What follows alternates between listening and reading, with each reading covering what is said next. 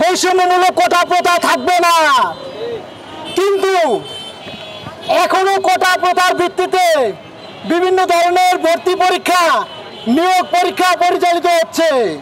আমরা বর্তমান সরকারকে 3 দিনের সময় দিলাম।